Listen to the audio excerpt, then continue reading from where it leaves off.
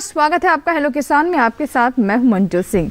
Hello किसान एक live phone in कार्यक्रम है जहां हम खेती किसानी से संबंधित नए नए विषय आपके लिए लेकर आते हैं और साथ ही हमारे विशेषज्ञ स्टूडियो मौजूद रहते हैं जो आपकी कॉल्स के जवाब देते हैं। आप अपने सवाल हम तक पहुंचा सकते हैं कॉल के माध्यम से। तो आज का विषय क्या है जिस पर आज हम चर्चा करेंगे और आपके सवाल लेंगे, उस पर डालते हैं नजर। आज का विषय गन्ने की खेती, किस्में एवं बीज उपचार। इसके साथ ही आज हम बात करेंगे बेर के बारे में भी, बेर का फल मक्खी से बचाव। जी हाँ, फल मक्खी का काफ़ी हमला होता है बेर पर, ऐसे में हमारे किसानों को नुकसान हो सकता है।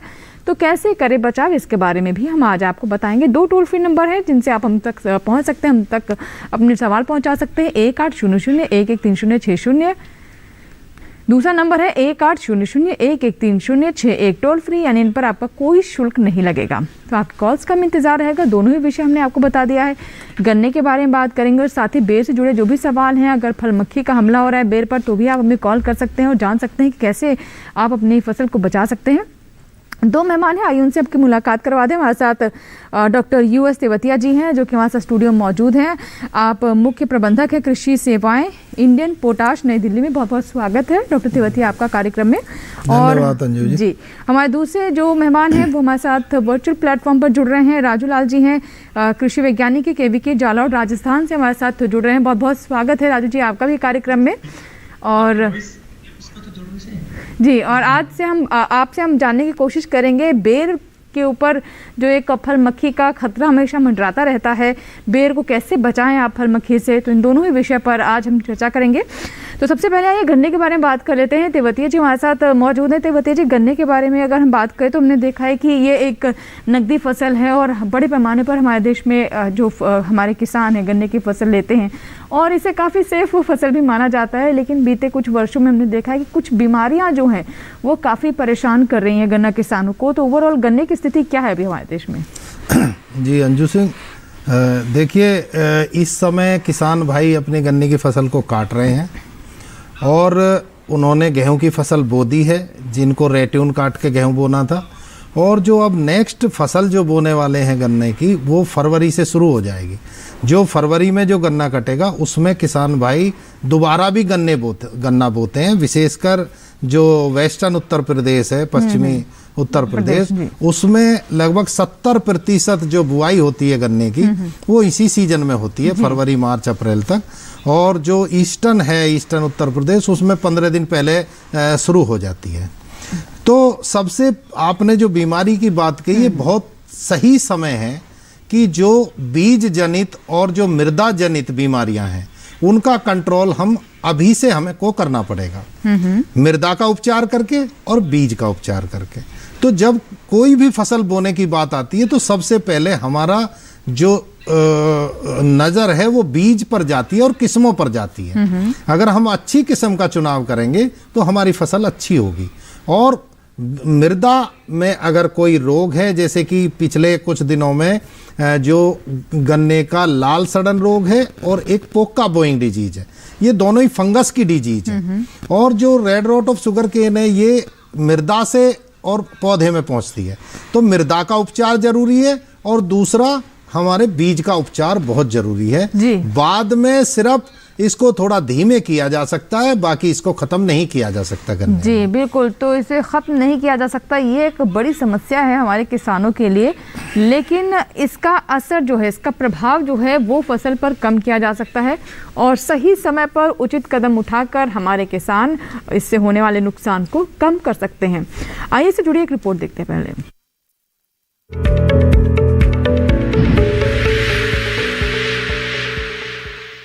नकदी फसलों में कपास के बाद गन्ने की खेती काफी बड़े पैमाने पर की जाती है। गन्ने की खेती उत्तर भारत से लेकर दक्षिण भारत तक होती है। अच्छी पेड़ी की फसल लेने के लिए गन्ने की मुख्य फसल की कटाई 15 जनवरी से 25 फरवरी तक कर लेनी चाहिए। वहीं बसंतकालीन गन्ने की बुआई का सही समय पूर्वी उत्तर प्रदेश में मध्य जनवरी से फरवरी, मध्य क्षेत्र के लिए मध्य फरवरी से मध्य मार्च और पश्चिमी क्षेत्र में मध्य फरवरी से मार्च है। ऐसे में पूर्वी उत्तर प्रदेश के किसान लाही आदि से खाली खेत में कार्बनिक खादों का इस्तेमाल करते हुए खेत की तैयारी करें। बसंतकालीन बुआई से पहले मिट्टी की जांच जरूर कराएं। इसके बाद बताई गई मात्रा के हिसाब से संतुलित उर्वरकों की व्यवस्था करें। 50 kilogram nitrogen, 60 kilogram phosphorus, 20 kilogram potash और 25 किलोग्राम जिंक सल्फेट का इस्तेमाल करें। बसंतकालीन गन्ने की बुआई के लिए कुल क्षेत्रफल का 1/3 भाग जल्दी पकने वाली किस्मों के तहत रखें, यानी उसमें जल्दी पकने वाली किस्में लगाएं। गन्ने की किस्में गन्ने की धुरी होती है, इस पर ही गन्ने के उत्पादन के साथ साथ चीनी और शर्करा उत्पादन निर्भर करता है।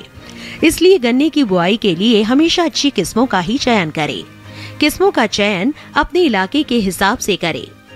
किस्मों की जानकारी के लिए आप अपने नजदीकी कृषि विज्ञान केंद्र से भी सलाह ले सकते हैं। बुआई के लिए स्वस्थ बीजों का चयन कर उसका खास प्रबंध करें। बाविस्टीन 110 ग्राम को 100 से 125 लीटर पानी में घोलकर टुकड़ों को उपचारित करें। बुआई के समय दीमक और अंकुर भेदक के नियंत्रण के लिए फोरेट 10G 25 किलोग्राम या सेबिडाल 4.4G 25 किलोग्राम प्रति हेक्टेयर का इस्तेमाल कर सकते हैं। लेकिन किसी भी दवा का इस्तेमाल करने से पहले कृषि विशेषज्ञों की सलाह जरूर लें। वहीं इस समय पाले से बचाव के लिए खड़ी फसल में जरूरत के हिसाब से सिंचाई करें। तापमान अगर काफी कम हो तो अगेती फसल की कटाई ना करें, इससे पेड़ी गन्ने में फुटाव अच्छा नहीं होगा।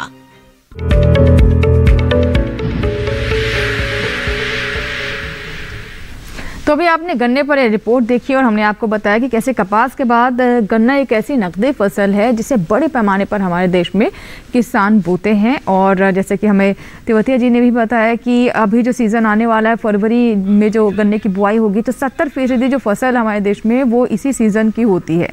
और विस्तार से जानेंगे गन्ने के बारे में, इसमें कौन कौन सी समस्याएं हो सकती हैं, खेत की तैयारी कैसे करें, कौन सी अच्छी किस्में हैं जिनका इस्तेमाल कर सकते हैं, कौन सी नई तरीक़े हैं या नई तकनीक हैं जो वैज्ञानिक सलाह है उसके बारे में भी हम आपको जानकारी देंगे।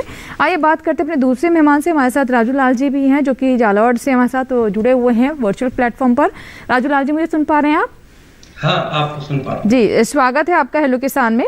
जी नमस्कार। दूसरा हमारा विषय बेर का, जिस पे हम देख रहे हैं कि फल मक्खी का काफ़ी नुकसान हो जाता है, खतरा मंडराता रहता है फल मक्खी का। तो किस तरह की समस्या है और कैसे हमारे किसान इससे बच सकते हैं? अगर हम कीटों की बात करते हैं तो बेर में फल मक्खी सबसे महत्वपूर्ण है और इसका इलाज भी बहुत आसान है। बात यह है कि किसान भाई इसका इलाज समय पे करे। समय का मतलब यह है कि जब बेर में फूल आने लगे अक्टूबर महीने में, तब हमें पहला छिड़काव जो है क्विनालफास का 2 ml प्रति लीटर के हिसाब से स्प्रे कर देना चाहिए। जी जी। अगर किसान भाई वो काम नहीं कर पाए हैं और अभी जो बेर पी साइज की और कुछ जो अगेती किस्में हैं उनमें तो बेर बड़े भी हो रहे हैं, ऐसी स्थिति में हमें जो ऐसी कीटनाशी दवाइयां जो अंदर तक सहमित होती है, जिसको हम सिस्टेमिक इंसेक्टिसाइड बोलते हैं, उनका इस्तेमाल अगर हम अभी इस समय करके 1.5 ml से 2 ml प्रति लीटर और इससे कीट को मार सकते हैं। वास्तविक रूप से ये कीट क्या होता है कि अक्टूबर के महीने में तितली जो आती है बगीचों में और वो अपने पीछे के हिस्से से एक बारीक छेद बना करके बेर के अंदर जो है अंडे दे देती है और उस समय हमारे किसान भाई उसको पहचान नहीं पाते हैं। अंदर बेर बिल्कुल वैसा का वैसा दिखाई देता है और उन अंडों से जो है अंदर लार्वा बनता है और धीरे धीरे अंदर का पूरा पल्प जो है वो फल मक्खी खा जाती है। और जब हम बेर को हार्वेस्ट करते हैं उस समय हमें ये पता लगता है कि अंदर से जो है बेर में कीड़े पड़े हुए हैं। जी जी। तो इसलिए किसान भाई ध्यान रखें कि अपना पहला छिड़काव फूल आने के थोड़े से दिनों बाद में कर ले और जब जैसे ही बेर की मध्यम साइज होती है उस समय वो अगेन दूसरा छिड़काव क्विनालफास का कर दें 2 ml प्रति लीटर के हिसाब से, तो ये समस्या आएगी ही नहीं। बिल्कुल। तो जैसा कि आपने बताया कि समस्या इतनी बड़ी नहीं है, समय कब आप इसका उपचार किस समय करते हैं ये बहुत महत्वपूर्ण हो जाता है। तो सही समय पर आप इसका ध्यान रखें। कई बार किसान समझ नहीं पाते हैं कि जो संकेत मिल रहे होते हैं फसल से इस तरह के कीड़ों के हमले के, तो इसके लिए ज़रूरी है कि आप हमारा पूरा कार्यक्रम देखें। इससे जुड़ी जो भी महत्वपूर्ण बातें हैं वो आप तक पहुंचाई जाएंगी। आगे बढ़े उससे पहले आइए देखते हैं रिपोर्ट।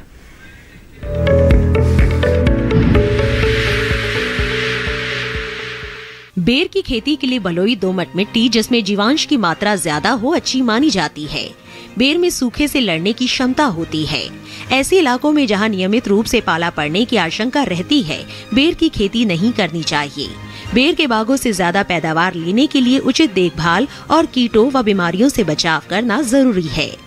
फल मक्खी बेर को सबसे ज्यादा नुकसान पहुंचाने वाला कीट है।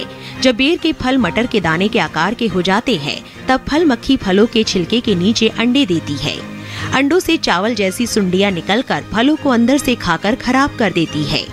फल मक्खी के प्रकोप से फल टेढ़े मेढ़े और काले हो जाते हैं। इसके अलावा फल समय से पहले पककर गिरने लगते हैं।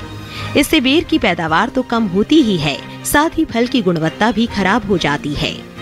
फल मक्खी से बेर की फसल को बचाने के लिए इस महीने में पेड़ों के आसपास जमीन को खोद दे और प्रभावित फलों को इकट्ठा करके जमीन में दबा दे। फल जब मटर के दाने जितने बड़े हो जाए तो कीट नियंत्रण के लिए 500 मिलीलीटर डाइमेथोएट 30 EC को पेड़ों पर 500 लीटर पानी में मिलाकर प्रति एकड़ छिड़काव कर देना चाहिए। जनवरी महीने के आखिरी में 500 मिलीलीटर मेलाथियान 50 EC दवा और 5 किलो गुड़ या चीनी 500 लीटर पानी में मिलाकर प्रति एकड़ छिड़काव कर दे। इससे लाख कीट भी मर जाएगा। मेलाथियान का छिड़काव करने के 3 दिन बाद फलों को तोड़कर अच्छी तरह पानी से धो ले। ऐसा करने से फलों पर दवा का असर नहीं रहता।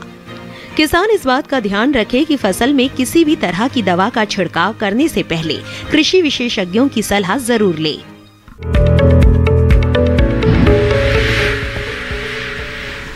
तो अभी आपने बेर पर ये पूरी रिपोर्ट देखी। हमने आपको बताया कि किस तरह की सावधानियां हैं जिसका ध्यान रखना किसानों के लिए ज़रूरी है।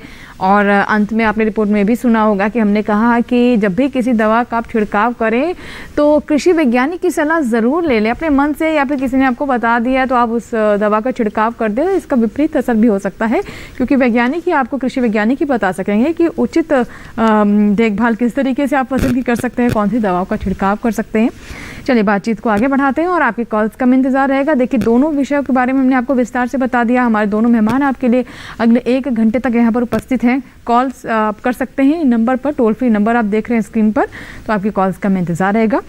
डॉक्टर तिवतिया, जैसा कि मैं देख रही हूँ कि एक गन्ने का पीस भी लेकर के आए हैं, तो ये क्या मकसद है इसका और क्या बताना चाहेंगे इसके माध्यम से? हाँ देखिए अंजू जी, किसानों को ये जैसे गन्ने को बोते समय ये समझना बहुत जरूरी है कि गन्ने में और बीज में क्या अंतर है जी।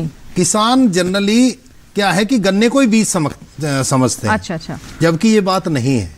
तो जैसे निशानियां क्या है बीज और गन्ने में? जैसे कि आपकी रिपोर्ट में दिखाया गया और उसमें बताया भी गया कि गन्ने की ऊपर का 1/3 भाग अच्छा वो बीज कहलाता है। और उसके 2 कारण हैं।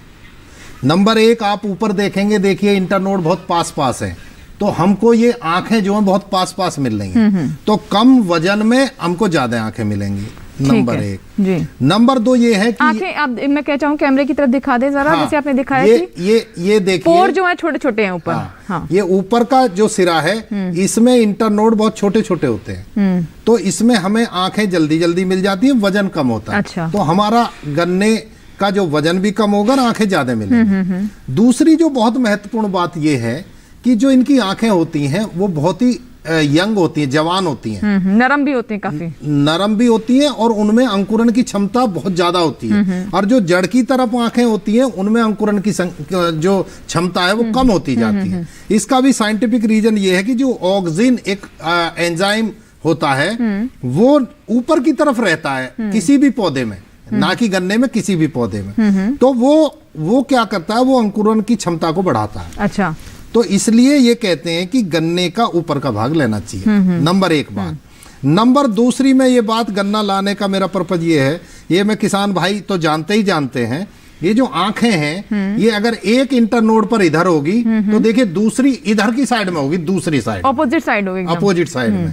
तो इसके लिए क्या है कि जो किसान भाई 2 या 3 आंख का गन्ना काटते हैं और उसको ऐसे जमीन में डालते हैं, तो उसमें प्रोबेबिलिटी ये रहती है कि 50% जो आंखें हैं वो जमीन के नीचे चली नीचे की तरफ उनका सिरा होता है। अच्छा। तो वो अंकुरण जो होता है 50% होता है। जो आंखें नीचे चली जाएगी वो उसका अंकुरण नहीं होगा। अच्छा, तो मतलब जो भी हम टुकड़ा डालते हैं जमीन पे जी, तो उसमें कितनी, मतलब ये रेशो कितना रखे कि कितनी आंख ऊपर है? क्योंकि देखिए एक आपने बताया कि यहाँ पर ऊपर है, ये देखिए ये ऊपर है, ये नीचे, इधर नीचे है, फिर ये ऊपर नीचे, तो मतलब ये ऑल्टरनेट है बिल्कुल। हाँ। तो कितने पोर का हम टुकड़ा लें?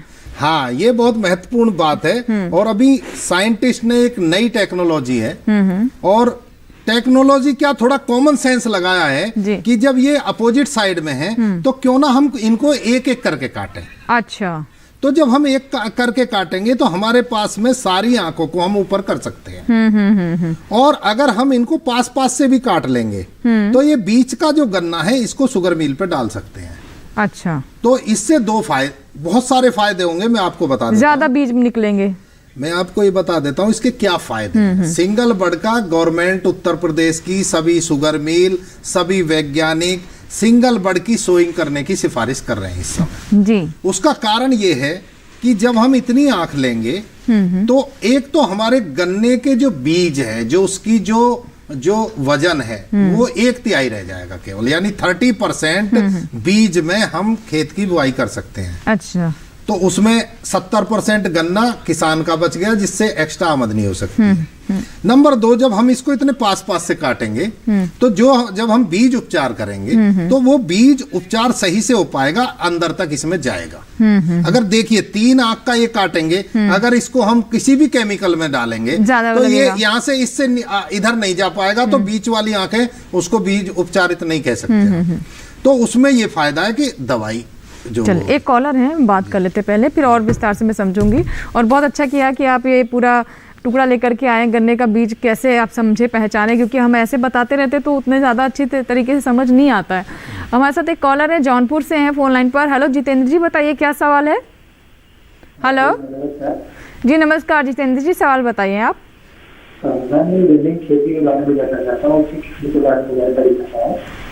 ठीक है जितेंद्र जी, आप हमारा कार्यक्रम पूरा देखिएगा और गन्ने की खेती से जुड़ी जो भी बातें हैं, सब बातें आपको इस कार्यक्रम के माध्यम से पता चलेंगी। तो इसको जो आप कुछ चीज़ें बताए थे, डेमोन्स्ट्रेट कर रहे थे, उसको हम आगे बढ़ाते हैं। जैसे आप बताए थे सिंगल बड के लाभ क्या हैं? हाँ, सिंगल बड के तो 2 लाभ मैं आपको बता चुका हूँ। नंबर 1, वजन कम गन्ना लगेगा किसान का, 70% गन्ना एक्स्ट्रा मील पे डाल सकते हैं, उससे पैसे ले सकते हैं। दूसरा, इसमें जो है बीज उपचारित अच्छा होगा। तीसरा, अंकुरन जो है इसका आप 90% पे पहुंचा सकते हैं, 50%। अच्छा, जो कि बहुत बड़ा लाभ है, क्योंकि इन सब आंखों को आप ऊपर कर सकते हैं अगर आपके पास अकेली आंख हो तो। और ये सारे लाभ हैं इसके। और दूसरा क्या है कि इसको आप अगर जैसे किसान भाई कुछ गन्ना उनको मार्च में डालना है तो फरवरी में इनको रेज बेड पे थोड़ी बेड उठी हुई बनाकर उस पे भी इनको अंकुरित कर सकते हैं और इनको डायरेक्ट खेत में बो सकते हैं। अच्छा, मतलब पौधे भी लगा सकते हैं? हाँ, पौधा भी इसका मतलब एक तरीके से इनकी नर्सरी भी तैयार कर सकते हैं। और नर्सरी की भी जा रही है। और जो यूपी जो सरकार है उत्तर प्रदेश की, वो इसको करवा रही है। महिलाएं कर रही हैं, ग्रुप बनाकर इसको करवा रहे हैं, इसको उगवा रहे हैं, पॉलीथीन में उगवा रहे हैं।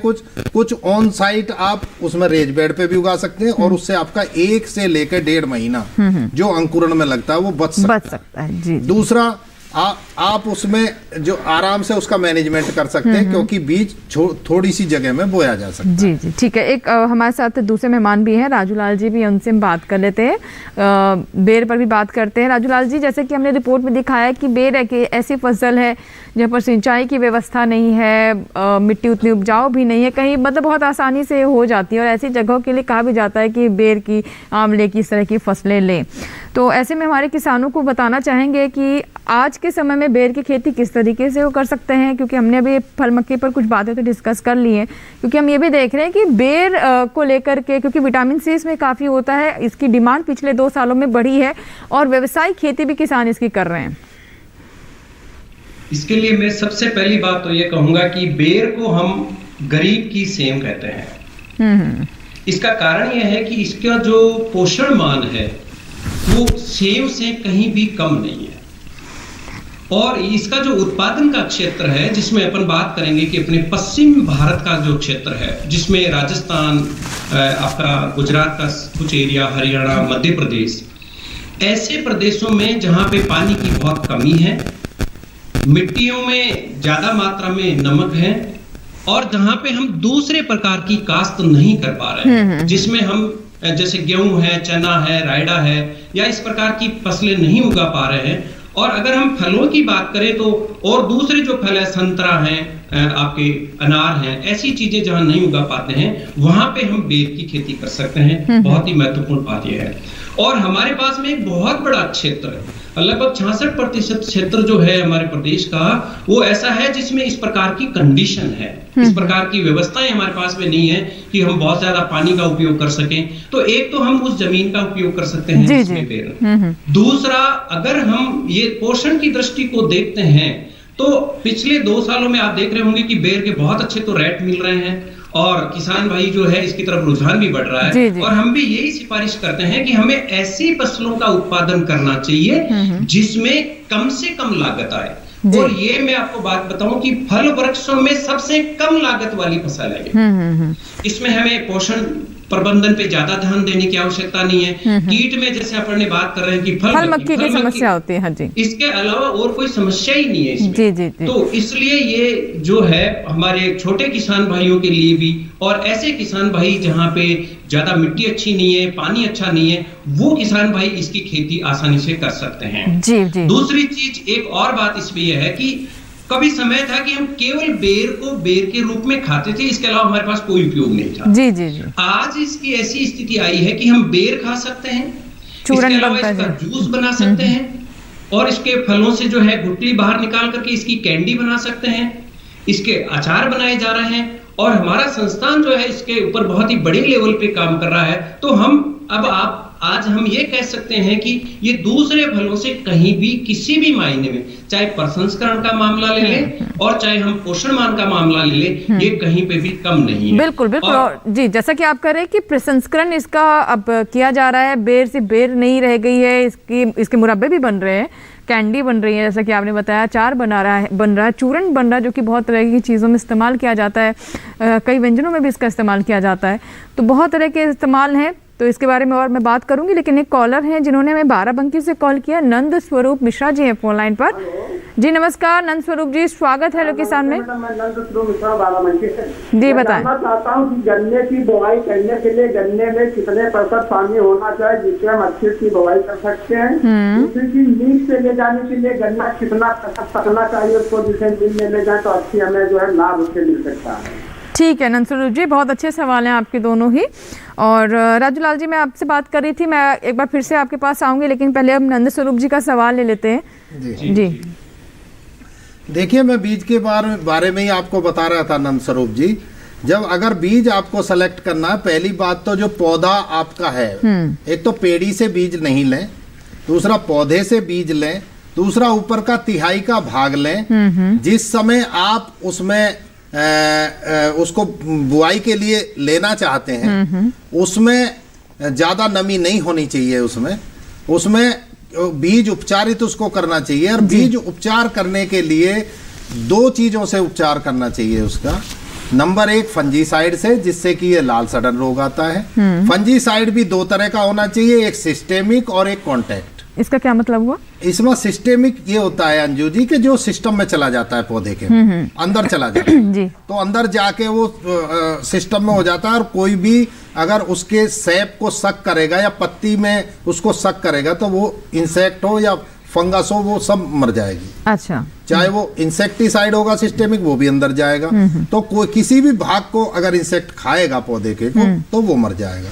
कांटेक्ट ये होता है कि अगर वो कांटेक्ट में आ गया, जैसे आपने स्प्रे किया और उसके कीट के ऊपर वो पड़ गया, ऐसे ही फंगस के ऊपर वो पड़ गया, तो वो मर जाएंगे। तो कांटेक्ट मतलब कांटेक्ट होते ही मर जाएंगे।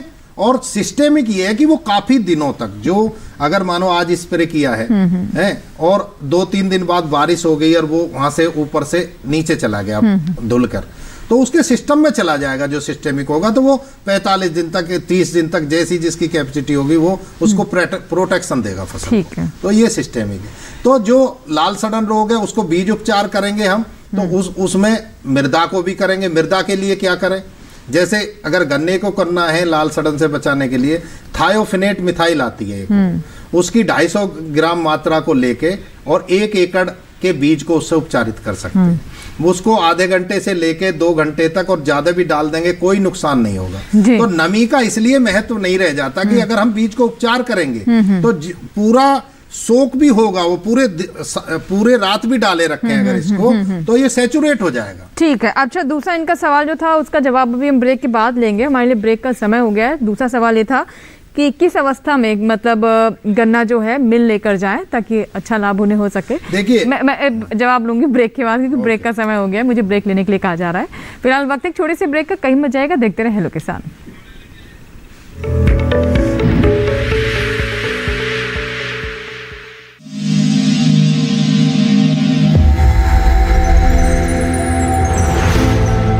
आत्मनिर्भर किसान भारत की शान। उत्पादन में आत्मनिर्भर होने के साथ साथ फसल की कटाई के उपरांत उपज की हानि को रोकने, ग्रामीण क्षेत्रों में रोजगार सृजन करने और बीज से बाजार तक के विजन को मजबूती देने के उद्देश्य से 1 वर्ष पूर्व माननीय प्रधानमंत्री श्री नरेंद्र मोदी जी ने एक महत्वाकांक्षी केंद्रीय योजना एग्रीकल्चर इंफ्रास्ट्रक्चर फंड की शुरुआत की। इस आधुनिक इंफ्रास्ट्रक्चर से कृषि आधारित उद्योग लगाने में एक बहुत बड़ा बदलाव आएगा और बहुत बड़ी गति आएगी।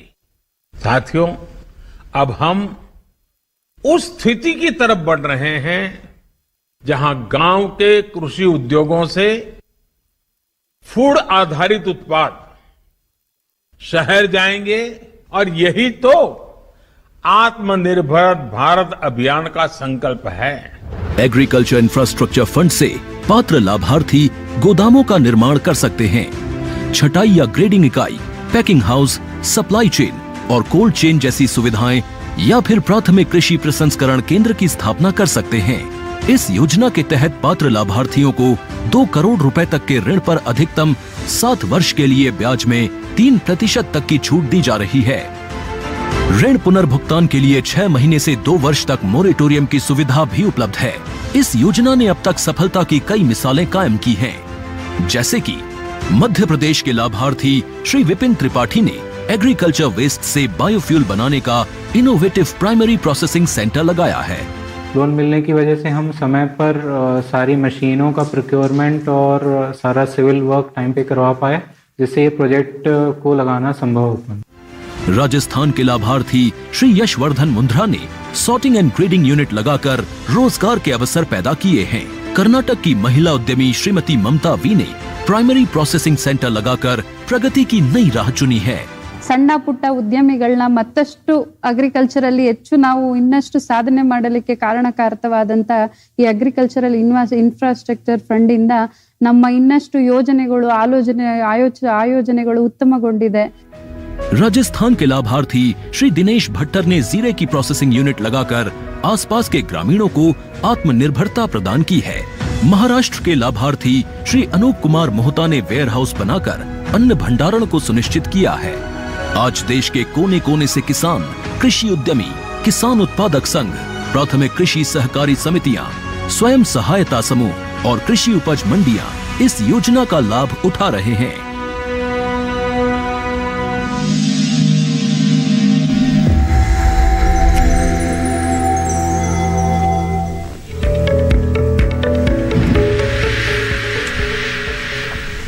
ब्रेक के बाद एक बार फिर आपका स्वागत है। आप देख रहे हैं हेलो किसान। आज हम बात कर रहे हैं गन्ना फसल के बारे में, किस तरीके से आप अपने खेत को तैयार करें, कौन से किस्में हैं जिनका चुनाव करें, कौन सी बीमारियां हैं जिसका सही समय पर उचित इलाज करना ज़रूरी है, और साथ ही बेर के बारे में भी हम आपको बता रहे हैं। एक कॉलर है, योगेंद्र है, जिन्होंने हमें कॉल किया है। आइए बात करते हैं।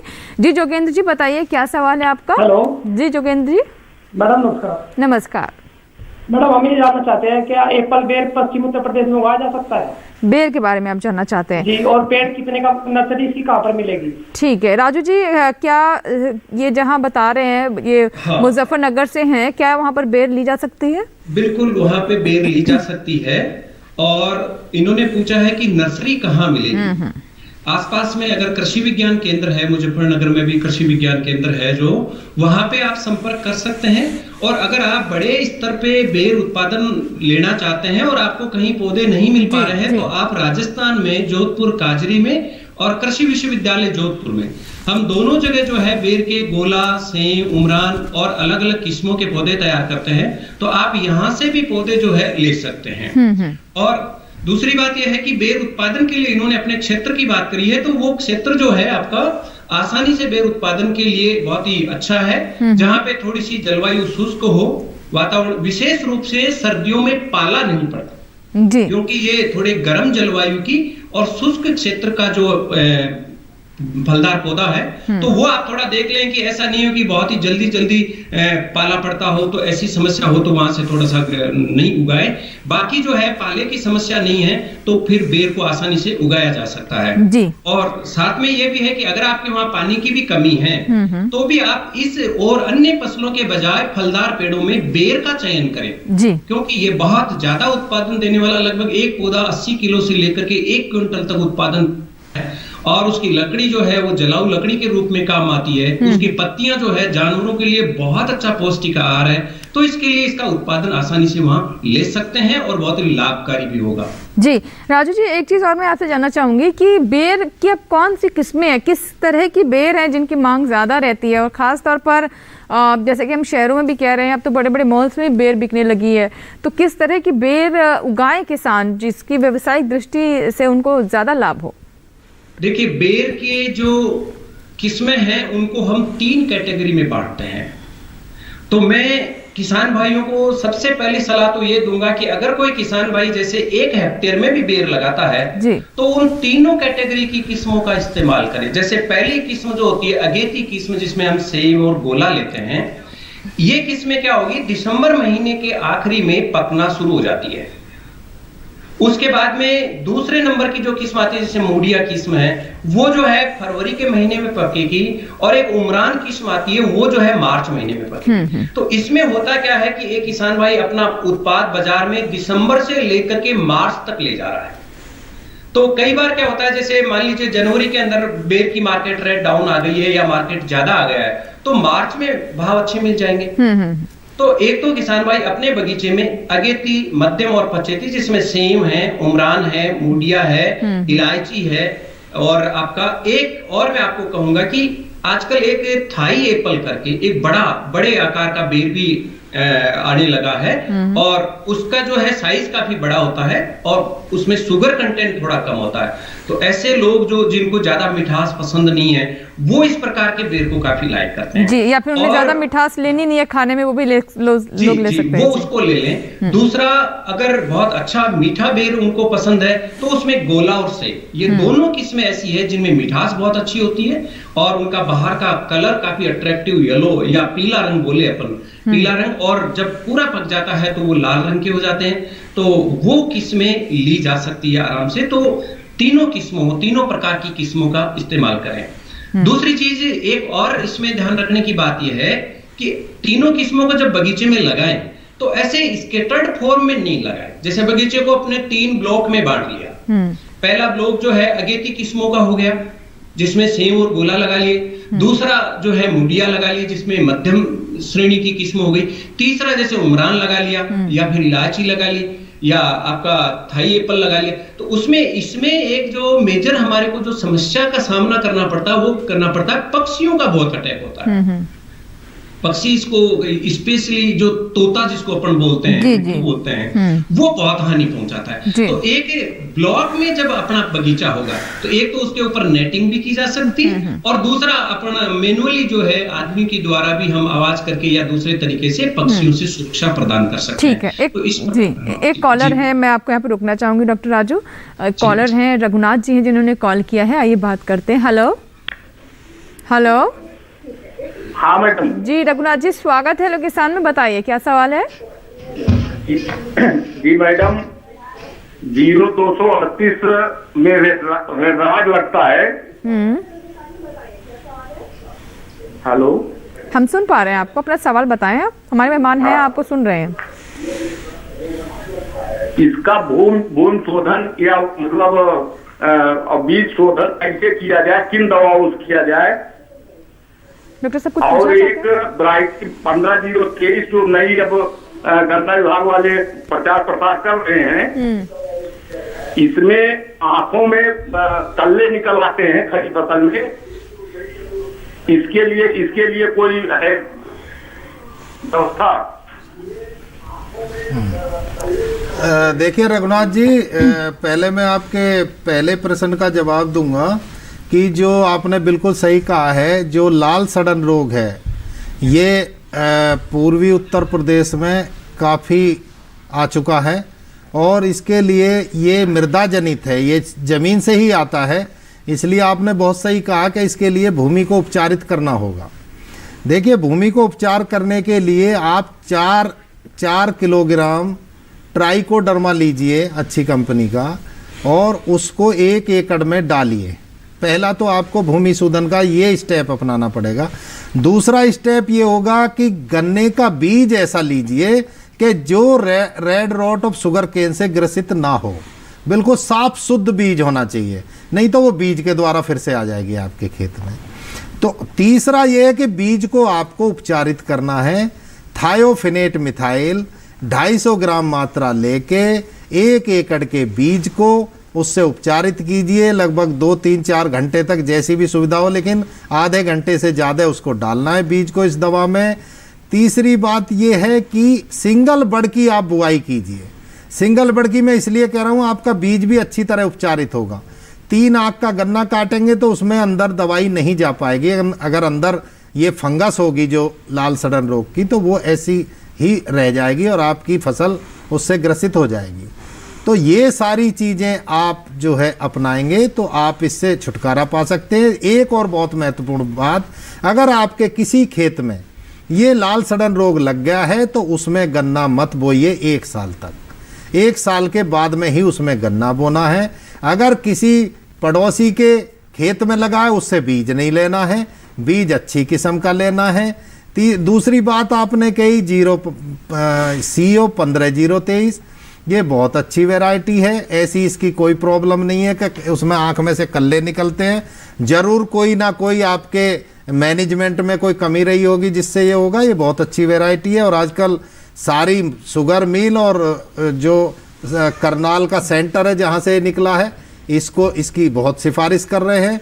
और भी वैरायटी हैं इसकी, जो 2 वैरायटी और बहुत अच्छी है जो आपके एक लखनऊ से निकली है, COLK 14201 वैरायटी है, एक बहुत अच्छी वैरायटी है, वो भी अर्ली है। एक है CO 13235। ये ऐसी वैरायटी हैं कि जो 0238 को आगे रिप्लेस करेंगी, क्योंकि 0238 वैरायटी बहुत पुरानी हो चुकी है और इसमें अब रोग आ चुका है। देखिए, कोई भी हो उसकी एक लाइफ होती है, तो इसको बहुत इसने अच्छी पैदावार दी, किसानों की ज़िंदगी बदली और शुगर मिल की भी रिकवरी इसने बढ़ाई। 0238 ने बहुत अच्छी वैरायटी है। लेकिन अब हमको ये तीनों चारों वैरायटी का एक रेशियो रखना पड़ेगा कि जिससे एक साथ ना किसानों को नुकसान झेलना पड़े और ना ही शुगर मिल्स को झेलना पड़े। डॉक्टर तेवतिया, जैसे अब आप बता रहे थे कि कौन सी किस्मों का चुनाव करें, तो इसमें एक हमने जो हमारे दर्शक थे उनका दूसरा सवाल जो था हम नहीं ले पाए थे कि किस अवस्था में गन्ने को मिल ले जाया जाए। हाँ, देखिए, मिल तो ये चाहेगा कि जब उसका गन्ना जाए मैच्योर हो, उसकी जो पोल रीडिंग है वो 16 से 18 तक हो। वो मतलब क्या हुआ पोल रीडिंग? पोल रीडिंग होती है शुगर की मात्रा उसमें रिकवरी कितनी है। हाँ, रिकवरी। और किसान ये चाहेगा, दोनों के अलग अलग देखिए उद्देश्य है। किसान ये चाहेगा मेरे गन्ने में वेट ज्यादा हो जी। तो किसान क्या करते, जैसे पानी लगाया, पानी लगाने के बाद में थोड़ा सा उसको कटाई करके डाल दिया, तो उसमें क्या पानी की मात्रा ज़्यादा हो जाती है, वेट तो उसका ज़्यादा हो जाएगा, लेकिन शुगर मिल को नुकसान हो जाएगा। तो अगर शुगर मिल को डालने के लिए आप शुगर मिल की राय लेना चाहते हैं कि कब गन्ना हो, तो आप 15 दिन पहले से पानी ना लगाया हुआ हो, और जो पौधा है पौधा को जल्दी ना डालें, पौधा को आप मार्च में डालें, फरवरी मार्च में, और जो रेट्यून है उसको आप अभी से डालना शुरू करें जैसे मील शुरू होती हैं। वैसे तो मील भी बता देती हैं कि अब गन्ना मैच्योर हो गया, अब वो मील तभी चलाती हैं वो। अगर गन्ने में रिकवरी नहीं है तो देखिए, अब की बार बारिश बहुत हुई थी, तो बारिश से क्या है कि गन्ने में शुगर की कंटेंट उतनी नहीं हो पाई जो मील उसको डाल सके। तो अब की बार क्या है, सीजन में अब के 10 से 15 दिन लेट हुई हैं, लेट चली हैं, तो शुगर मिल भी तभी चलेंगी जब उसमें रिकवरी आएगी। नहीं तो उसको खाली गन्ने को क्रैशिंग करने में तो कोई वो नहीं है। तो इसलिए ये सारी चीजें हैं। बिल्कुल। एक कॉलर है, आइए बात कर लेते हैं। Hello hello hello hello, Dinesh ji मुझे सुन पा रहे हैं? बुलंदशहर से हमारे साथ दिनेश चौधरी जी हैं फोन लाइन पर। दिनेश जी मुझे सुन पा रहे हैं आप? हेलो दिनेश जी, क्या आप तक मेरी आवाज़ पहुंच पा रही है? हेलो, चलिए, शायद हमारी आवाज़ नहीं जा पा रही है, किसी वजह से वो हमें सुन नहीं पा रहे हैं। दिनेश जी, अगर आप टेलीविज़न से हमें सुन रहे हैं, देख रहे हैं, तो आप फिर से कॉल लगाएं। जैसे ही आपका कॉल लगेगा, आपकी आवाज़ हम तक पहुंचेगी, ज़रूर आपके प्रश्नों को हम शामिल करेंगे। चलो डॉक्टर राजू जी के पास चलते हैं। बेर के ऊपर हम बात कर रहे थे। राजू जी, अभी बेर के ऊपर बहुत सारी आपने बातें बताई, लेकिन पहले तो हम बेर की खेती को इतने गंभीरता से नहीं लेते थे। जैसा आपने भी बताया कि इसे हम बेर के रूप में खाते थे और मतलब अपने आप ही पैदा हो गई। लेकिन अब तो हर चीज़ में हम देख रहे हैं कि व्यावसायिक क्या स्कोप है उसे ढूंढा जा रहा है और बेर की भी व्यावसायिक खेती की जा रही है। तो अच्छे हमारे किसानों को दाम मिले, इसके लिए क्या कुछ खास बातें हैं जो आप हमें बताना चाहेंगे कि ग्रेडिंग करें या फिर अच्छा चमकदार फल मिले, गूदा ज़्यादा हो, इसके लिए क्या करें? देखिए, इसके लिए सबसे पहली जो हमारी आवश्यकता है वो कि जो भी नए बगीचे बेर के लगाए जा रहे हैं उनमें सही किस्मों का चयन करें। जी, जैसे मैंने बताया कि सेम है, गोला है, उमरान है, इन किस्मों का चयन हो गया। दूसरा, बेर की सफल खेती का जो राज है वो है बेर की कटाई छटाई। जिन किसान भाइयों ने बेर की कटाई छटाई सीख ढंग से सीख ली है या जानते हैं, वो इसकी खेती बहुत आसानी से कर सकते हैं। जी। इसका मैं आपको बात बताता हूं कि बेर जैसे ही अप्रैल का महीना आता है तो बेर क्या नींद की अवस्था में जाता है, वो थक जाता है सारे बेर उत्पादन करके। उस समय जो है बेर को एक तो पानी देना बंद कर दें जी, ताकि उसको नींद जो है अच्छे से आ जाए, जिसको हम सुसुप्त अवस्था बोलते हैं। उस समय उसकी पत्तियां झड़ जाएगी और वो बिल्कुल नींद में, क्योंकि बेर ऐसे क्षेत्रों में पैदा करते हैं हम जहां पे पानी कम है और तापमान बहुत ज्यादा, तो वो नींद में सोने के बाद में तापमान का और पानी की कमी का उसके ऊपर कोई प्रभाव नहीं पड़ता जी। अप्रैल से लेकर के जून तक उसमें किसी प्रकार का सिंचाई नहीं करें, ताकि वो आराम से नींद गहरी सोए और उठने के बाद में पूरी ताकत से और गुणवत्ता युक्त फल दे। अब बात आती है कि उसमें प्रूनिंग, बेर में हर वर्ष प्रूनिंग करनी पड़ती है, और वो कब करें? जब वो नींद में सो रहा हो, ताकि उसको ये पता नहीं लगे कि मेरी टहनियां किसी ने काट दी है, या उसको जो है उसका रस बाहर नहीं निकले, उसको जो काटने से जो नुकसान होता है वो नहीं। तो मई 15 से लेकर के जून के पहले सप्ताह तक उसके अंदर हम प्रूनिंग करें। प्रूनिंग करने का तरीका यह है कि पिछली बार जो शाखाएं निकल के आई है उसका 30% हिस्सा रख लें, बाकी 70% हिस्सा। चलिए, तो प्रूनिंग का सही तरीका भी आपने बताया। राजू जी, मुझे रोकना पड़ेगा आपको, एक कॉलर है, कॉल ले लेते हैं उनका। हेलो हेलो जी, नमस्कार, स्वागत है हेलो किसान में। बताइए क्या सवाल है आपका? जी जी, कमल राम मीणा जी। ट्रायल के तौर पर कुछ थाई एप्पल बेर के पौधे लगाए थे। अच्छा, ठीक है। तो उन्होंने क्या है, जैसे दशहरे के आसपास कुछ बरसात हो गई थी, तो बरसात से क्या सारा फूल मर गया था, तो उसमें बेर नहीं आ पाया। ठीक है जी, आगे बताएं समस्या। अच्छा, बेर नहीं आ पाया तो अब क्या? बेर नहीं बच पाया, पूरा फूल जो आया था वो खत्म हो गया था उसमें जी। तो जी राजू जी कुछ पूछना चाहते हैं? हाँ, नहीं कोई बात नहीं, इन्होंने बात कही। अब ये तो देखिए, बेर इसमें अक्टूबर से लेकर के दिसंबर के पहले सप्ताह तक इसमें बेर आते रहते हैं, वो फूल आते रहते हैं। तो ये तो किसान भाई अपने आप में भी ध्यान रखें। और बाय द वे, इनकी समस्या ये है कि बारिश आ गई थी, बारिश का हमारे पास में कोई इलाज नहीं है, बारिश तो कभी भी आ सकती है, पर फूल आते समय एक तो पानी नहीं दे, बारिश आ गई है तो भी बारिश के बाद में भी वो अपना उस खेत में पानी बंद रखें। जी। पानी बंद रखेंगे तो उसमें वापस जो है पुष्पन की क्रिया हो सकती है, बशर्त है समय जो है अक्टूबर से दिसंबर के पहला सप्ताह तक का ही होना चाहिए, वो उसके फूलों का समय है। और इनका सवाल खैर बहुत अच्छा है। दूसरे किसान भाई भी इस बात से एक शिक्षा ले लें कि फूल आते समय बेर में पानी नहीं देना है। अगर बेर में पानी दे दिया, इसका मतलब पूरे के पूरे फूल झड़ जाएंगे और बेर अपनी बढ़वार शुरू कर देता है। ये कम पानी की फसल है, इसको पानी पसंद नहीं है। तो बहुत सारे किसान भाई ये सोचते हैं कि लो फूल आ रहे हैं, अपन पानी देते हैं तो और ज्यादा फूल आएंगे, इसमें उल्टा कार्य। बिल्कुल, और बिल्कुल राजू जी, और ज्यादातर फसलों में यही कहा जाता है कि जिस वक्त फूल आए उस वक्त पानी ना दे, उससे फूल गिर जाते हैं, नुकसान ज्यादा हो जाता है। इसी के साथ ही हमारे लिए वक्त एक छोटे से ब्रेक का, ब्रेक के बाद भी चर्चा जारी रहेगी, आपकी कॉल्स भी हम लेते रहेंगे, कहीं मत जाएगा। देखते रहे हेलो किसान, छोटा सा ब्रेक।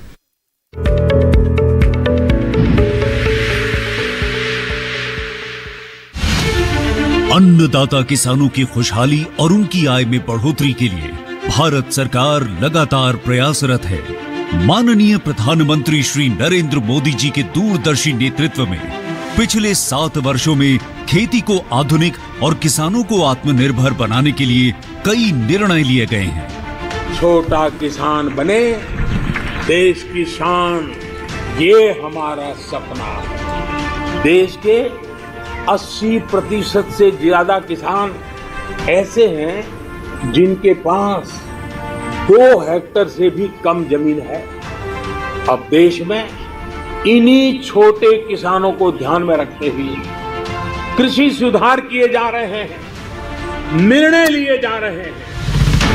प्रधानमंत्री किसान सम्मान निधि योजना की शुरुआत 24 फरवरी 2019 को माननीय प्रधानमंत्री श्री नरेंद्र मोदी जी के द्वारा की गई थी। पीएम किसान योजना का पूरा खर्च भारत सरकार वहन करती है।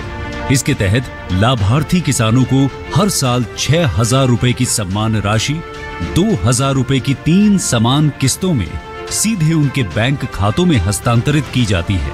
अब तक 11 करोड़ से भी अधिक लाभार्थी किसानों के बैंक खातों में 1,58,000 करोड़ रुपए से अधिक की राशि सीधे ट्रांसफर की जा चुकी है। किस्तों की जानकारी किसानों को एसएमएस के माध्यम से दी जाती है। இப்போ நேரா நாங்க வந்து பேங்க்குக்கு ஆக்சுவல் போகும்போது அந்த பணத்தை நாங்க வித்ரா பண்ணிட்டு வந்து நாங்க விவசாயம் பண்ணிக்கிறோம்। इस मदद से बुआई के पहले अब किसानों को बीज, खाद, कीटनाशक और कृषि संबंधी अन्य जरूरतों के लिए साहूकारों के आगे हाथ नहीं फैलाना पड़ता। અને એના લીધે મારે કોઈ જોડે કે સગા સંબંધી કે મિત્રો જોડે મારે ઉછીના પૈસા લેવાની જરૂર પડતી નથી અને એનાથી હું સારી એવી खेती કરી શકું છું। इस योजना से मिले लाभ तथा आवेदन की स्थिति देखने के लिए पीएम किसान पोर्टल लॉन्च किया गया है। इस पोर्टल के माध्यम से पात्र किसान अपना पंजीकरण स्वयं करने के साथ साथ अब तक मिले लाभ और अपने आवेदन की स्थिति फार्मर्स कॉर्नर से देख सकते हैं। इस योजना का लाभ पात्र किसानों को ही मिल सके, इसके लिए इस प्रक्रिया को फूल प्रूफ बनाते हुए इसे आधार और इनकम टैक्स वेरिफिकेशन के साथ साथ फिजिकल वेरिफिकेशन से भी जोड़ा गया है। इसके अलावा किसानों की सुविधाओं और जानकारी के लिए पीएम किसान मोबाइल ऐप भी विकसित किया गया है। पीएम किसान सम्मान निधि योजना का लाभ देश के सभी राज्यों और केंद्र शासित प्रदेशों के किसानों को मिल रहा है। इसे हासिल करके हमारा किसान सबल और आत्मनिर्भर हो रहा है। इस स्कीम ने हमारा भारत सरकार ने हमारा किसान के लिए बहुत बड़ा सम्मान दिया है। इसीलिए हम भारत सरकार को, प्रधानमंत्री नरेंद्र मोदी जी को हम बहुत बहुत धन्यवाद देती हूँ। आत्मनिर्भर भारत की पहचान प्रगतिशील और समर्थ किसान।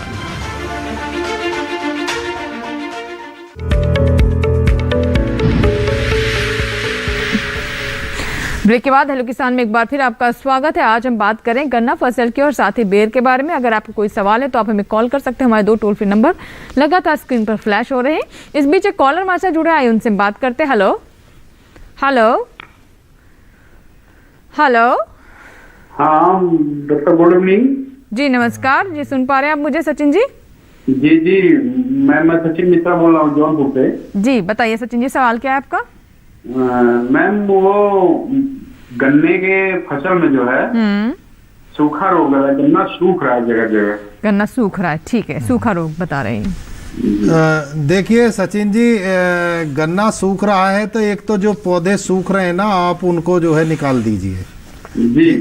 दूसरा ये है कि आप बीज कौन सा बो रहे हैं? बीज कौन सा बोया हुआ है आपने? सर हमने तो वहाँ पंजाब से कुछ बीज हम लोग के गाँव में लाए थे, वो वही डाल रहे हैं सर हम लोग। अच्छा, अब देखिए कोई भी फसल आप बोते हैं तो आपको बीज पे बहुत ज़्यादा ध्यान देना होगा, क्योंकि हमारे सब पूर्वज भी कहते हैं जैसा बोओगे वैसा काटोगे। आपको मालूम भी नहीं है कि कौन सा गन्ना है ये, तो एक दूसरा आप मिट्टी को टेस्ट कराइए अपनी को, ठीक है, और दूसरा मिट्टी को उपचारित भी कीजिए। ये सारी चीजें आपको करनी पड़ेगी। आप खेत बदल दीजिए, 1 साल मत बोइए इसमें गन्ना, ठीक है, ठीक है ना। तो ये सारे आपको प्रिकॉशन लेनी पड़ेंगी, तब ये जाएगा। जी जी जी ठीक है। और डॉक्टर तेवतिया, जैसे कि आपके पास भी एक आप गन्ने का टुकड़ा लेकर के आए हैं। हाँ जी, ये गन्ने का टुकड़ा मैं लेकर आया ये हूं। क्या खासियत है इसकी, कौन सी किस्म है, अगर ये बताना चाहें? देखिए ये 15023 है। 15023 CO 15023 ये करनाल जो रीजनल सेंटर है वो गन्ने का, उसके द्वारा ये निकाली गई है और इस समय इसने बहुत धूम मचाई हुई है पूरी गन्ने किसानों अच्छा। में। सब किसान इसका बीज लेना चाहते हैं। हाँ। तो ये वैरायटी है। और जो पिछले किसान एक भाई कह रहे थे कल्ले कि निकलने की वो समस्या। कल्ले निकलते, देखो इसमें कहीं भी कल्ले निकले हुए नहीं है। तो और ये इसकी रिकवरी बहुत ज्यादा है। तो ये इसकी यील्ड भी बहुत ज्यादा है और रिकवरी भी ज्यादा। अच्छा, वेट भी अच्छा है इसका। हाँ, ये विन विन सिचुएशन है किसानों के लिए भी और शुगर मिल्स के लिए। अच्छा। शुगर मिल्स को अच्छी रिकवरी मिलती है और किसानों को वेट मिलता है। एक बार फिर से इसकी किस्म बता दीजिए, क्या बताया आपने? इसकी है CO 15023। CO 15023 जी। तो ये मतलब मिल जाती है किसानों को आसानी से? अभी तो आसानी से नहीं मिल रही, डिमांड अभी बहुत ये है। बहुत नई वैरायटी है। अच्छा। और अभी शुगर मिल्स वगैरह अरेंज करा रही हैं अपने किसानों के लिए, तो काफी महंगी मिल रही है। अच्छा। तो शुगर मिल्स कुछ सब्सिडी भी दे रही हैं किसानों को कि भाई इतना आप दे दीजिए, इतना हम दे दें। तो अभी सबको ये बढ़ा रहे हैं एरिया को। तो अभी नहीं है, अभी तो इसको अगर पूरी मेहनत भी करेंगे तो 4 साल लगेंगे आगे पूरे किसानों तक पहुंचाने के। अच्छा, लेकिन ये है कि किसान अब समझ गए कि ये अच्छी किस्म है और उम्मीद करते हैं धीरे धीरे सभी किसानों तक ये पहुंचे और उन्हें भी इसका फ़ायदा मिले। जैसा कि आप बता रहे हैं, वज़न भी अच्छा है, रिकवरी भी अच्छी है, माने किसानों को भी अच्छा लाभ है और जो चीनी मिल है उनको भी इससे फ़ायदा होता है। डॉक्टर राजू जी, मैं आपसे जानना चाहूँगी, कुछ आप बातें बता रहे थे, कॉलर आ गए थे, इस वजह से बात पूरी नहीं हो पाई थी, तो मैं चाहूँगी कि आप उस बात को कंटिन्यू करें। जी हाँ, मैं बात बता रहा था प्रूनिंग, कटाई। हाँ, तो एक तो वो सुसुप्त अवस्था में जब रहे 15 मई से लेकर के जून के पहले सप्ताह तक ही किसान काटे। किसान भाई क्या करते हैं, हम लोग यहाँ जाते हैं किसानों के, तो वो क्या पूरा का पूरा उसका हेडबैक कर देता है, 1.5 फीट ऊंचाई से पूरी खत्म कर देगा। वो नहीं करना है। वो क्या करें कि पिछली बार जो शाखाएं निकल के आई है उसका 30% हिस्सा रखना है और 70% काट देना है। मतलब ये सुनिश्चित करे कि एक पौधा जो 5 साल पुराना है उस पे कम से कम 300 से 350 नई शाखाएं आए। इसमें पूरा का पूरा पुष्पन और फलन जो होता है वो नई शाखाओं पे होता है। अब जो किसान भाई जो काटते हैं कि वो पूरा हेडबैक किया, उन्होंने पूरा 1.5 फीट ऊंचाई से काट दिया, तो उसमें क्या होगा, 4, 5 या ज्यादा से ज्यादा 7, 8 कल्ले निकलेंगे और वो सीधे के सीधे 10, 12 फीट ऊंचाई में बारिश के चलिए, यानी प्रूनिंग काट छाट किस तरीके से करें ये हमने जाना। अभी एक कॉलर है, आइए बात कर लेते हैं। बेर पर इनका सवाल है। हेलो जी, नमस्कार, सवाल बताइए अपना। हाँ, नमस्ते मैम। जी नमस्कार राहुल जी, बताइए सवाल क्या है। बालाघाट से बात कर रहे हैं आप। बेर की फसल में जो सूटी मोल्ड लगता है मैम, उसके बारे में थोड़ी जानकारी चाहिए और उसका ट्रीटमेंट कैसे क्या है। राजू जी, ये जो समस्या बता रहे हैं, क्या समाधान है इसका? एक्चुअल में सूटी मोल्ड, ये जो कई बार जो है ऐसे कीट लग जाते हैं उसमें जो रस छोड़ते हैं, जैसे कई बार चेपा का प्रकोप हो गया थोड़ा बहुत, या कोई दूसरा कीट भी लग गया, लाख का कीट है अगर मान लो उसके ऊपर, तो वो एक ऐसा रस छोड़ेंगे जिसके अंदर चीनी की मात्रा, शुगर की मात्रा ज्यादा होती है और उसके ऊपर जो है फिर ये मोल्ड आने लग जाती है। मोल्ड मतलब एक फफूंद आ जाती है काले रंग की और सफेद से दाग बन जाते हैं। तो ऐसे में पहले अपन मेलाथियान का स्प्रे कर दें 2 ml प्रति लीटर के हिसाब से, जिसमें किसी प्रकार के कीट का प्रकोप नहीं हो। और कीट का प्रकोप नहीं होगा तो उस पे ऊपर वो मोल्ड भी नहीं आएगी, कि मोल्ड उसके अवशिष्ट के ऊपर आती है, एक बात। दूसरी बात, किसान भाई अपने बगीचे को बहुत गहरा नहीं होने दे। बेर की क्या बढ़वार बहुत ज्यादा होती है, अगर थोड़ा सा भी पानी मिल जाता है तो काफी सघन हो जाता है। ऐसे में मोल्ड जो है ज्यादा आती है। तो गर्मियों में जैसे ही उसकी पत्तियां झड़ जाती है, उन पत्तियों को अगर आई है सूटी मोल्ड लगी है या पाउडर मिल्ड्यू आई है, ऐसी स्थिति में उन पत्तियों को या कचरे को बगीचे से बाहर निकालें, उसको कैसे भी करके डिस्पोज करें, चाहे जमीन में गाड़ दें और बगीचा बिल्कुल साफ सुथरा रखें। गर्मियों में गहरी जोत करें। ठीक है जी, बिल्कुल। बहुत बहुत शुक्रिया डॉक्टर राजू, बहुत महत्वपूर्ण बातें आपने बताई और उम्मीद करते हैं जो किसान बेर की खेती कर रहे हैं, बेर का बाग लगा रहे हैं, उन्हें ज़रूर आपकी जानकारियों से लाभ होगा। बहुत बहुत शुक्रिया हमसे जुड़ने के लिए, तमाम बातें साझा करने के लिए जी। और डॉक्टर तिवारी, आप अंत में कुछ सलाह देना चाहेंगे हमारे दर्शकों को कम शब्दों में? अंजू जी, आपके प्रोग्राम में बहुत कम समय मिलता है बोलने के लिए और जो एक महत्वपूर्ण बात थी वो बताना मैं भूल गया। भूल क्या गया, टाइम ही नहीं मिला कि तैयारी कैसे करें जुताई और उसके गन्ने के लिए। तो इसके लिए किसान भाई में समय कम है, बहुत ही सूक्ष्म उसमें बताना चाहता हूं कि गन्ने की जो जड़ें वो 1.5 फुट तक जाती हैं। 80% जड़ें उनकी लगभग 1.5 फुट तक रहती हैं, इसलिए 1.5 फुट तक गहरी जुताई जरूर करें और जुताई के समय जो भी ऑर्गेनिक मैन्योर आपके पास हो वो जरूर डालें और रिकमेंडेड डोज फर्टिलाइजर की डालें और अच्छा होगा कि आप मृदा की अपनी की परीक्षण करें जी। तो ये मैं जल्दी में बताया जी। बाकी मैं आशा करूंगा अगले प्रोग्राम में ज्यादा समय बिल्कुल। एक्चुअली देखिए कॉलर्स बहुत सारे होते हैं और हमारी कोशिश होती है कि ज्यादा से ज्यादा दर्शकों के सवालों को शामिल किया जाए और उनके सवालों के जवाब के माध्यम से जो तमाम जानकारियां हैं वो हमारे विशेषज्ञों के जरिए पहुंचे। तो आज बहुत सारे कॉलर्स आए और आशा करते हैं कि जो दर्शक हमें देख रहे हैं जरूर उन्हें लाभ होगा। आप स्टूडियो में आए और इतनी महत्वपूर्ण जानकारियां आपने भी दी, हमारे दर्शकों को बहुत बहुत धन्यवाद। बहुत धन्यवाद। और इसी के साथ ही आज के हेलो किसान में फिलहाल इतना ही, लेकिन अगले एपिसोड का हमारा विषय क्या है आइए डालते हैं उस पर नजर। कल का हमारा विषय है टमाटर, मिर्च, बैंगन फसल की देखभाल। इसके अलावा हम बात करेंगे सेब के बागों की देखभाल के बारे में। दोनों ही विषय महत्वपूर्ण हैं और जो भी आपके सवाल हैं वो आप हम तक पहुंचा सकते हैं। अगर आप चाहें तो अपने सवाल हम तक आप ईमेल के माध्यम से पहुंचा सकते हैं। एडवांस में hellokisan2015@gmail.com पर आप अपने सवाल हम तक पहुंचाएं। फेसबुक के माध्यम से भी आप हमें संपर्क कर सकते हैं। फेसबुक पर जाएं, सर्च में हेलो किसान टाइप करें, हमारा पेज खुल जाएगा जिसे आप फॉलो कर सकते हैं। सवाल वॉल पर साझा कर सकते हैं, मैसेंजर के माध्यम से भेज सकते हैं। इसके साथ ही एक और आसान तरीका, डीडी किसान कॉल सेंटर नंबर 1800113060 सोमवार से शनिवार सुबह 6 से रात 10 बजे के दरमियान आप इस नंबर पर कॉल करें, अपने सवाल रिकॉर्ड करवाएं जिन्हें हम कार्यक्रम में शामिल करेंगे। और जाते जाते आपको बता दें कि अब आप हमारा ये कार्यक्रम हमारे YouTube चैनल पर भी देख सकते हैं। इसके लिए इस QR कोड को स्कैन करें और जुड़ जाए डीडी किसान के YouTube चैनल से, जहां पर आप दूरदर्शन किसान पर प्रसारित होने वाले अन्य कार्यक्रम भी पा सकते हैं। दीजिए इजाजत, लेकिन बने रहे दूरदर्शन किसान के साथ। नमस्कार।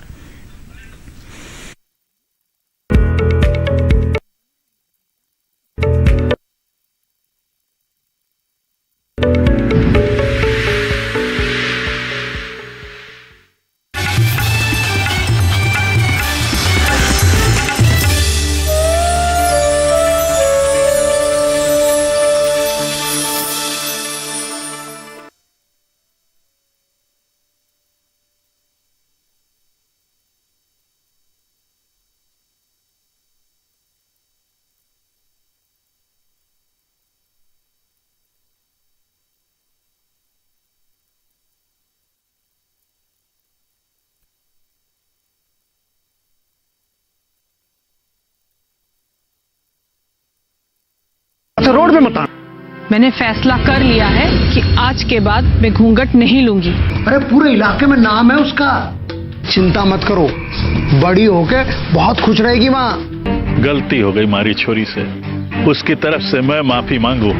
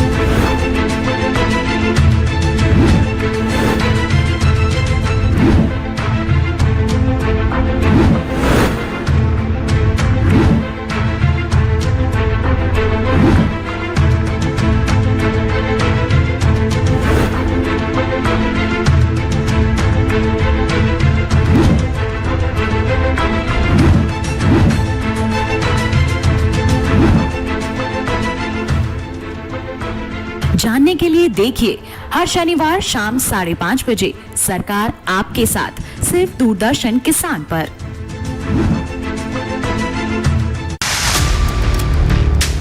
राष्ट्रीय गोकुल मिशन से मिल रही देसी नस्लों को पहचान। जी सही सुना आपने, ई पशु हाट पोर्टल का मिल रहा है साथ। इस पोर्टल से कैसे जुड़े, राष्ट्रीय गोकुल मिशन की पूरी जानकारी देखिए दूरदर्शन किसान पर, सरकार आपके साथ। राष्ट्रीय गोकुल मिशन 8 जनवरी शनिवार शाम 5:30 बजे।